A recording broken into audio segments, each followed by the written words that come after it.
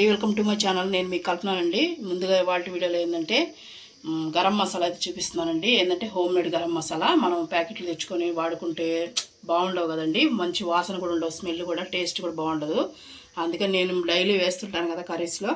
అది ఈరోజు నేను తయారు చేస్తున్నాను, నాకు అయిపోయింది కాబట్టి. అది ఎలా చేయాలో మీకు కూడా చూపిద్దామని వీడియో అయితే చేస్తున్నానండి. వీడియోని ఎక్కడ స్కిప్ చేయకుండా చూడండి. కావాల్సిన పదార్థాలు చూసారా? మనం మిరియాలు, ధనియాలు, దాల్చిన చెక్క, ఈ పొడుగ్గా ఉంటుంది కదండి మరాఠీ మొగ్గ, లవంగాలు, ఇది వచ్చేసి మనకి జాజికాయ అంటారు కదా, దాన్ని పొడి చేసి పెట్టుకున్నానండి. సగం కాయ వేసాను. ఇది బండ పువ్వు అంటారు కదా, ఇది బిర్యానీ ఆకు. తర్వాత మనకి ఇది ఇట్లా మొగ్గలు ఉంటాయి కదా, దీని పేరేందో మర్చిపోయాను, ఇది అనాస పువ్వు. ఇవి తర్వాత మనకి సాజీరా. ఇవన్నీ మనకు కావాల్సిన పదార్థాలు. మనం స్టవ్ అంటించేసుకొని మొత్తం మనం సిమ్లో చేసుకోవాలండి. ఎందుకంటే మాడకూడదు, ఇవి మాడిందంటే మాత్రం టేస్ట్ మారిపోతుంది గరం మసాలా. దానికనేసి నేను చూడండి, మనం స్టవ్ వెలిగించేసుకున్నాం కదా. ఇప్పుడు ముందుగా మనం ధనియాలు వేసుకోవాలి. చూసారా? ఒక 3/4 కప్పు వేసానండి ధనియాలు. 3/4 కప్పు ధనియాలు మనం త్వరగా వేయించుకోవాలి. ఇవి కొద్దిగా వేగిన తర్వాత ఒక్కొక్కటిగా వేసుకోవాలండి. చూపిస్తాను ఎలా వేగాలనేది మీకు. సగం వేగినాయండి. ఇప్పుడు సగం వేగిన తర్వాత మనం ఇదిగండి బిర్యానీ ఆకు చిన్నగా చేసుకొని వేసేసుకోండి. తర్వాత మిరియాలు ఇదిగండి 1 స్పూన్ ఉంటాయండి, స్పూన్ మిరియాలు అయితే వేసాను. తర్వాత ఇదిగండి మరాఠీ మొగ్గ కొంచెం చుంచేసేద్దాం, పొడుగ్గా ఉంటాయి కాబట్టి. ఇదిగండి తర్వాత మనం ఇదిగండి అనాస పువ్వు, తర్వాత వచ్చేసి దీన్ని అనాస పువ్వు అనుకుంటా అండి, ఇది మరాఠీ మొగ్గ. తర్వాత మళ్ళీ మనకి ఇదిగోండి బండ పువ్వు అన్నీ వేసేసుకోవడమేనండి. ఇప్పుడు మన చెక్క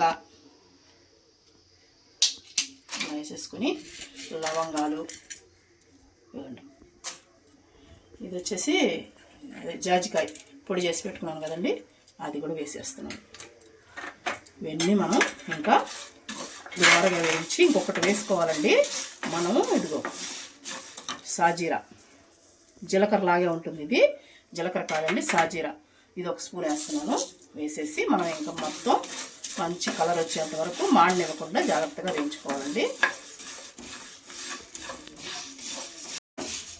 చూడండి మనకు బాగా మంచి కలర్ వచ్చేసింది. చూసారా? ఇంకెక్కువ మాడిపోతాయండి.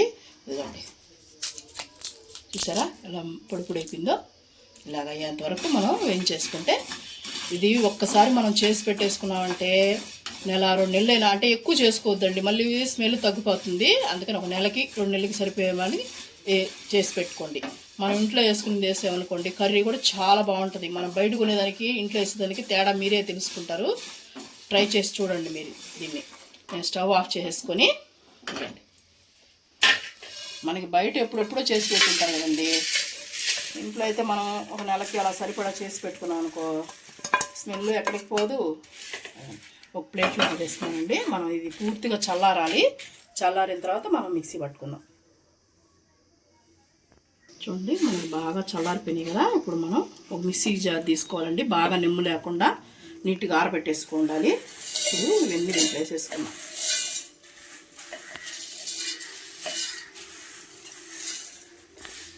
మనకి తడి అనేది ఉండకూడదండి, ఎందుకంటే మనకి స్టోరేజ్ చేస్తున్నది కదా, మళ్ళీ తడి తగిలిందంటే ముద్దగా వచ్చేస్తుంది.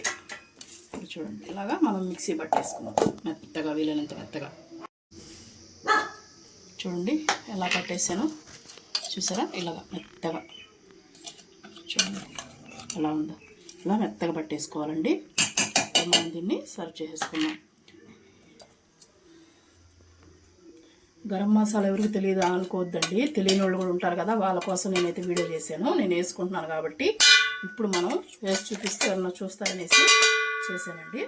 మనం మెత్తగా పట్టేసుకున్నామంటే ఒక డబ్బాలో వేసేసి పెట్టేసుకున్నామంటే మనకు నెల అన్నీ ఉంటుందండి. కాకపోతే మనకి ఫ్రెష్గా ఉండాలి కదా, వాసన బాగుండాలంటే మనం ఫ్రెష్గా చేసుకుంటే తాజాగా ఉంటుంది. అంతే అండి తేడా. గుమ్మగుమ్మలాడే గరం మసాలా అయితే రెడీ అయిందండి. మీకు కానీ నచ్చినట్టయితే లైక్ చేయండి.